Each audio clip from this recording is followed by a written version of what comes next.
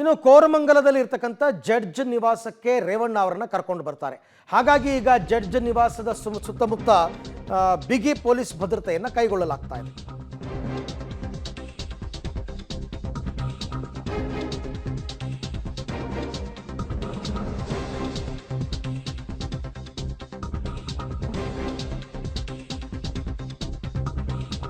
ಕೋರಮಂಗಲದ judge ನಿವಾಸಕ್ಕೆ ರೇವಣ್ಣ ಅವರನ್ನ ಕರ್ಕೊಂಡು ಬರೋ ಹಿನ್ನೆಲೆಯಲ್ಲಿ ನ್ಯಾಯಾಧೀಶರ ನಿವಾಸದ ಮುಂದೆ ಬಿಗಿ ಪೊಲೀಸ್ ಭದ್ರತೆಯನ್ನು ಕೈಗೊಳ್ಳಲಾಗ್ತಾ ಇದೆ.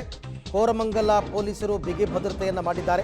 ಗೇಟ್ ಮುಂಭಾಗದಲ್ಲಿ ಬ್ಯಾರಿಕೇಡ್ ಹಾಕಿ ಭದ್ರತೆ, ಅಂದರೆ ರೇವಣ್ಣ ಅವರನ್ನ ಕರ್ಕೊಂಡು ಬಂದಾಗ JDSನ ಕಾರ್ಯಕರ್ತರು ಅಥವಾ ಅಭಿಮಾನಿಗಳು ಯಾರೋ ಒಂದಷ್ಟು ಜನ ಅಲ್ಲಿ ಬರ್ಬೋದು, ಇನ್ನೇನಾದರೂ ಘೋಷಣೆಗೆ ಹೋಗ್ಬೋದು, ಇದು ಯಾವುದಕ್ಕೂ ಕೂಡ ಆಸ್ಪದ ಕೊಡಬಾರ್ದು ಅನ್ನೋ ಕಾರಣಕ್ಕೋಸ್ಕರ ಬ್ಯಾರಿಕೇಡ್ಗಳನ್ನ ಹಾಕ್ತಾ ಇದ್ದಾರೆ ಅಷ್ಟೇ. ಯಾಕೆ ಅಂತಂದರೆ ಅದು ಜಡ್ಜ್ ನಿವಾಸದ ಮುಂದೆ ಈ ಥರ ಯಾವುದೇ ಹೈಡ್ರಾಮಾಗಳು ಕೂಡ ನಡೀಬಾರ್ದು. ಗೊತ್ತಿಲ್ಲ, ಯಾರೋ ಬಂದ್ಬಿಟ್ರು, ಒಂದು 10 ಜನ, ಒಂದು 20 ಜನ, ಒಂದು 30 ಜನ ಬಂದರು, ಏನೋ ಒಂದು ಘೋಷಣೆಗೆ ಹೋಗ್ಬಿಟ್ರು, ಹಾಗಾಗಬಾರ್ದು ಅನ್ನೋ ಕಾರಣಕ್ಕೋಸ್ಕರ ಭದ್ರತೆ. ಈ ಬಗ್ಗೆ ಮತ್ತಷ್ಟು ಮಾಹಿತಿ ನನ್ನ ಕೊಲೀಗ್ ಮಾರುತಿ ಅವರಿಂದ ಪಡ್ಕೊಳ್ಳೋಣ. ಮಾರುತಿ, ಜಡ್ಜ್ ನಿವಾಸದ ಬಳಿಗೆ ರೇವಣ್ಣ ಅವ್ರನ್ನ ಎಷ್ಟು ಗಂಟೆ ಕರ್ಕೊಂಡು ಬರಬಹುದು ಮತ್ತು ಅಲ್ಲಿನ ಸಿದ್ಧತೆಗಳು ಅದಕ್ಕೋಸ್ಕರ ಯಾವ ರೀತಿ ಇದೆ? ಖಂಡಿತ ಅರವಿಂದ್, ನೇರವಾಗಿ ದೃಶ್ಯಗಳನ್ನ ತೋರಿಸ್ತಾ ಅದ್ರ ಬಗ್ಗೆ ಹೇಳ್ತಾ ಹೋಗ್ತೀನಿ.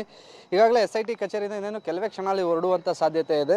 ಅಲ್ಲಿಂದ ಅವರನ್ನು ವೈದ್ಯಕೀಯ ತಪಾಸಣೆ ಕರ್ಕೊಂಡು ಹೋಗ್ತಾರೆ. ವೈದ್ಯಕೀಯ ತಪಾಸಣೆಯಲ್ಲಿ ಅಂದರೆ ಅವರ BP, ಶುಗರು ಮತ್ತು ಪಲ್ಸ್ ರೈಟು ಇದನ್ನೆಲ್ಲ ಚೆಕ್ ಮಾಡಿ, ಅಂದರೆ ಆರೋಗ್ಯದ ಸಾಮಾನ್ಯ ತಪಾಸಣೆ ಮಾಡಿ ಅವರ ಆರೋಗ್ಯ ಯಾವ ರೀತಿ ಇದೆ ಅನ್ನೋದೊಂದು ರಿಪೋರ್ಟ್ನ ತೆಗೆದುಕೊಂಡು ನೇರವಾಗಿ ಕೋರಮಂಗಲದಲ್ಲಿರುವಂಥ ಜಡ್ಜ್ನ ನಿವಾಸಕ್ಕೆ ಬರ್ತಾರೆ. ಇಲ್ಲಿ ಬರೋದಕ್ಕೆ ಆಲ್ಮೋಸ್ಟ್ ಈಗ 3 ಗಂಟೆ ಒಂದು ಗಂಟೆಗಳ ಕಾಲದಲ್ಲಿ ಇಲ್ಲಿ ರೀಚ್ ಆಗ್ಬೋದು. ಈಗಾಗಲೇ ಇಲ್ಲಿ ಪೊಲೀಸರು ಬಿಗಿ ಬಂದೋಬಸ್ತ್ ಮಾಡಿದ್ದಾರೆ. ಈ ಗೇಟ್ನ ಹೊರಭಾಗದಲ್ಲೇ ಪೊಲೀಸರು ನಿಯೋಜನೆಗೊಂಡು ಗೇಟ್ನ ರೇವಣ್ಣ ಮತ್ತು SIT ತಂಡ ಬರ್ತಿದ್ದಾಗೇನೆ ಗೇಟ್ನ ಕ್ಲೋಸ್ ಮಾಡುವಂಥ ವ್ಯವಸ್ಥೆನ ಮಾಡ್ಕೊಂಡಿದ್ದಾರೆ. ಮತ್ತೊಂದು ಭಾಗದಲ್ಲಿ ಕೋರಮಂಗಲ ಇನ್ಸ್ಪೆಕ್ಟರ್ ಕೂಡ ಸ್ಥಳದಲ್ಲೇ ನಿಂತು ಬಂದೋಬಸ್ತ್ನ ಮಾಡ್ಕೊತಿದ್ರೆ. ಮತ್ತು ಯಾರೂ ಅಷ್ಟೇ ಈ ರಸ್ತೆ ಏನಿದೆ, ಈ ರಸ್ತೆಯಲ್ಲಿ ಈಗ ನಿಮಗೆ ದೃಶ್ಯದಲ್ಲಿ ನೋಡ್ತಿರ್ಬೋದು, ಈ ರಸ್ತೆಯಲ್ಲೇ ಅವರು ಕೋರಮಂಗಲದ ಜಡ್ಜ್ ನಿವಾಸಕ್ಕೆ ಬರೋದು. ಹಾಗಾಗಿ ಈ ರಸ್ತೆಯನ್ನು ಸಂಪೂರ್ಣ ಬ್ಯಾರಿಕೇಡ್ ಆಗಿ ಬಂದ್ ಮಾಡ್ತಾರೆ ಅವರು ಬರೋ ಸಂದರ್ಭದಲ್ಲಿ. ಮತ್ತೊಂದು ರಸ್ತೆಯಲ್ಲಿ ಮಾತ್ರ ವಾಹನ ಸಂಚಾರಕ್ಕೆ ವ್ಯವಸ್ಥೆ ಮಾಡ್ತಿರುವಂಥದ್ದು. ಮತ್ತು ಯಾವುದೇ ವ್ಯಕ್ತಿಗಳು ಈ ರಸ್ತೆಯಲ್ಲಿ ಸಂಚಾರ ಮಾಡಬಾರ್ದು ಅನ್ನೋ ಕಾರಣಕ್ಕೆ ಸಂಪೂರ್ಣವಾಗಿ ಬ್ಯಾರಿಕೇಡ್ಗಳನ್ನು ಹಾಕಿ ಒಂದು ಭಾಗದಲ್ಲಿ ಮಾತ್ರ, ಅಂದರೆ ಮಾಧ್ಯಮದವರಿಗೂ ಸಹ ಅಲ್ಲಿನ ಚಿತ್ರೀಕರಣಕ್ಕೂ ಅವಕಾಶ ಮಾಡಿಕೊಡ್ತಿರೋದು ಒಂದು ಭಾಗದಿಂದ. ಮತ್ತು ಗೇಟ್ ಒಳಭಾಗ, ಯಾಕಂದರೆ ಜಡ್ಜ್ ಮನೆ ಆಗಿರೋದ್ರಿಂದ ಇಲ್ಲಿ ಸಾಕಷ್ಟು ಜಡ್ಜ್ಗಳಿರೋದ್ರಿಂದ ಒಳಭಾಗಕ್ಕೆ ಯಾರಿಗೂ ಪ್ರವೇಶ ಇರೋದಿಲ್ಲ.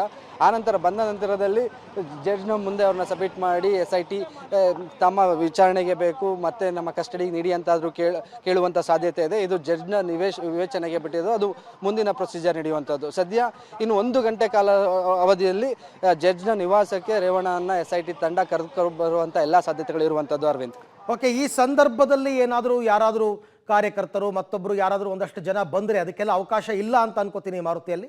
ಖಂಡಿತ, ಯಾಕಂದರೆ ಇದೊಂದು ಕಂಪ್ಲೀಟ್ಲಿ ಕ್ಲೋಸ್ಡ್ ಆಗಿರುವಂಥ ಜಾಗ ಆಗಿರೋದ್ರಿಂದ ಸಾರ್ವಜನಿಕರಿಗೆ ಅಷ್ಟಾಗಿ ಒಳಗಡೆ ಬಿಡೋದಿಲ್ಲ. ಯಾಕಂದರೆ ಮೇನ್ ಗೇಟ್ಗಳೇನಿದೆ, 2 ಗೇಟ್ಗಳಲ್ಲೇ ಈಗಾಗಲೇ ಇಲ್ಲಿನ ಅಂದರೆ ರಾಷ್ಟ್ರೀಯ ಕ್ರೀಡಾ ಗ್ರಾಮದ ಸಿಬ್ಬಂದಿಗಳು ಸಹ ಸೆಕ್ಯೂರಿಟಿ ಗಾರ್ಡ್ ಇರ್ತಾರೆ. ಸಾರ್ವಜನಿಕರಿಗೆ ಸಾಮಾನ್ಯವಾಗಿ ಒಳಗಡೆ ಬಿಡೋದಿಲ್ಲ. ಯಾಕಂದರೆ ಇಲ್ಲಿ ಸೆಂಟ್ರಲ್ ಗೌರ್ಮೆಂಟಿಗೆ ಸಂಬಂಧಪಟ್ಟಂಥ ಸಾಕಷ್ಟು ಇಲಾಖೆಗಳಿಗೆ ಸೇರಿದಂಥ ಹಿರಿಯ ಅಧಿಕಾರಿಗಳ ಮನೆಗಳಿರೋದ್ರಿಂದ ಮತ್ತು ಒಂದು ಬ್ಲಾಕ್ ಕಂಪ್ಲೀಟ್ಲಿ ನ್ಯಾಯಾಧೀಶರ ಬ್ಲಾಕೇ ಆಗಿರೋದ್ರಿಂದ ಇಲ್ಲಿಗೆ ಸಾರ್ವಜನಿಕರಿಗೆ ಸಾಮಾನ್ಯವಾಗಿ ಬರೋದಕ್ಕೆ ಬಿಡೋದಿಲ್ಲ.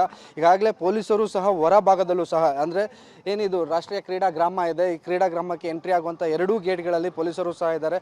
ಅನಗತ್ಯವಾಗಿ ಸಂಚಾರ ಮಾಡೋದು ಅಥವಾ ಯಾರ್ಯಾರು ಬೇರೆಯವರು ಬರ್ತಿದ್ದಾರೆ ಅನ್ನೋದನ್ನು ಸಹ ಅಬ್ಸರ್ವ್ ಮಾಡ್ತಿದ್ದಾರೆ.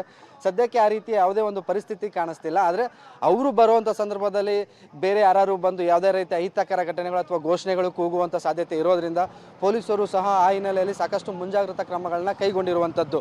Arvind, okay, thank you Maruti ತಮ್ಮ ಎಲ್ಲ ಮಾಹಿತಿಗಾಗಿ. ಸೊ ಒಟ್ಟಾರೆ ಒಂದು ಕಡೆ ರೇವಣ್ಣ ಅವರಿಗೆ ಮೆಡಿಕಲ್ ಟೆಸ್ಟ್ಗೆ ಬೌರಿಂಗ್ ಹಾಸ್ಪಿಟ್ಲಿಗೆ ಕರ್ಕೊಂಡು ಹೊರಡ್ತಾರೆ. ಇನ್ನೇನು ಕೆಲವೇ ಹೊತ್ತಲ್ಲಿ ಅಲ್ಲಿಂದ ನೇರವಾಗಿ ಕೋರಮಂಗಲದಲ್ಲಿ ಇರ್ತಕ್ಕಂಥ ಜಡ್ಜ್ ನಿವಾಸಕ್ಕೆ ಕರ್ಕೊಂಡು ಹೋಗಿ ಅವ್ರ ಮುಂದೆ ಪ್ರೊಡ್ಯೂಸ್ ಮಾಡಿ ಮುಂದಿನ ಕಾನೂನಾತ್ಮಕ ಕ್ರಮಗಳನ್ನು ಕೈಗೊಳ್ತಾರೆ.